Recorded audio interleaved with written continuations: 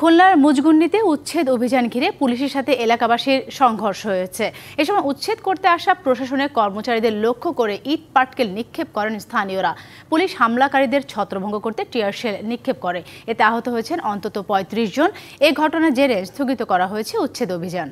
87 সালে গৃহায়ণ কর্তৃপক্ষ জমির জায়গা প্লট আকারে লটারির মাধ্যমে বিক্রি করে। তবে ৩৫ বছর পার হলেও এখনও জায়গা বুঝে পাননি ৪২ প্লট মালিক। রবিবার প্লট মালিকদের জায়গা বুঝিয়ে দিতে উচ্ছেদ অভিযানের নামে প্রশাসন। এ নিয়ে শুরু হয় উত্তেজনা।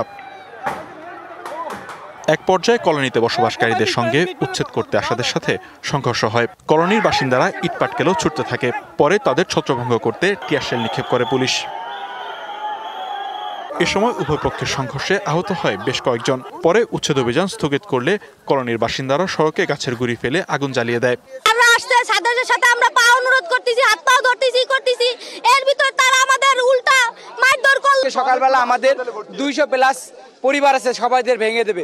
নায়াসিনামাইড ও স্যালিসাইলিক সমৃদ্ধ লিলি ফেস ওয়াশ, যা ফেসের ডেড স্কিন সেল দূর করে দেয় দ্বিগুণ ফাস্টার ব্রাইটেনিং। সর্বপ্রথম পুলিশ আইসা আমার পরে লাঠিচার্জ করে। হাউজিং এর যে নির্ধারণ দাম ধরা হবে, সেই দাম যদি আমরা দিতে অপারগতা স্বীকার করি বা না দিই, তবে সে হাউজিং অন্যত্র জায়গায় বিক্রি করতে পারবে। তাদেরকে নিষেধ করা হয়েছে যে এটা একটা বিকল্প ব্যবস্থা না হইলে আপনারা এখানে আসেন না।